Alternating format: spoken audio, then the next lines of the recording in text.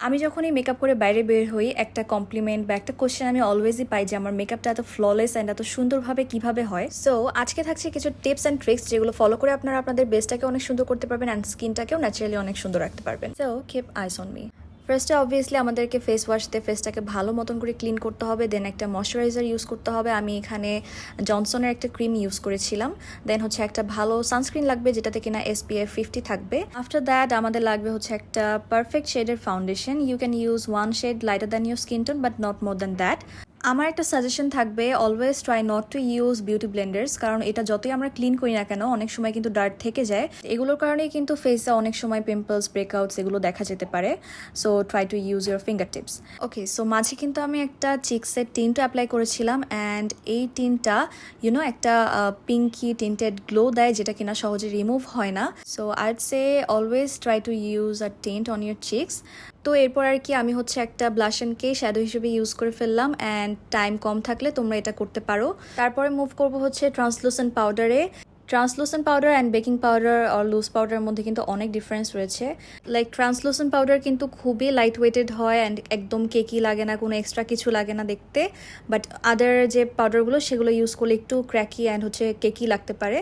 Anyways এরপর হচ্ছে আমি আইজে একটা স্মোকিনেস আনার জন্য ব্লু কালার কাজল ইউজ করলাম। এখানে you can use black one, but আমার যেহেতু আজকে ড্রেসে ব্লু আছে সো আমি এটা ইউজ করছিলাম। অ্যান্ড দেন হচ্ছে আমি ফিঙ্গার দিয়ে একটু স্মাচ করে দিলাম, দ্যাটস ইট। নেক্সট আমি ইউজ করে নিচ্ছিলাম হচ্ছে একটা আইলাইনার ইউজ না করলে আমার কাছে চোখটাকে ফাঁকা ফাঁকা লাগে অনেক। তো ফার্স্টে আসলে আইলাইনার ইউজ না করার প্ল্যান থাকলেও আমি লাস্টে যে ইউজ করি ফেলি। এরপরে হচ্ছে আমার আইব্রোজ যেহেতু অনেক thick so I don't need to use that much product. আমি অল্পই অ্যাপ্লাই করেছিলাম, দ্যাটস ইট।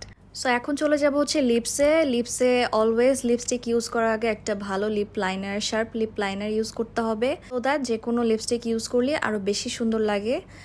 আর আমি বলেছিলাম যে আমি কিছু ন্যাচারাল টিপসও শেয়ার করব যাতে ন্যাচারালি স্কিনটা সুন্দর থাকে। আমি সাজেস্ট করব যে তোমরা প্রতিদিনই অনেক অনেক ভেজিটেবলস খাবা। অনেকেরই ভেজিটেবলসের হ্যাবিটটা নাই, বাট এটা ফুড হ্যাবিটে রাখতেই হবে। মোস্ট ইম্পর্টেন্টলি হচ্ছে পানি কিন্তু অনেক অনেক খেতে হবে, কারণ পানি না খেলে স্টোমাকটা ক্লিন থাকবে না, তখন কিন্তু অনেক পিম্পলস, ব্রেকআউটস এগুলো দেখা দিবে। সো পানি খেতে হবে অনেক। তো এর মধ্যে আমি হচ্ছে লিপস্টিক অ্যাপ্লাই করে নিয়েছিলাম, তারপরে হচ্ছে ফেস পাউডার অ্যাপ্লাই করে নিয়েছিলাম। আমার ফেস পাউডারের শেড হচ্ছে NW18। আর এরপরে আমি হচ্ছে একটু ব্লাশ অ্যাপ্লাই করে নিলাম।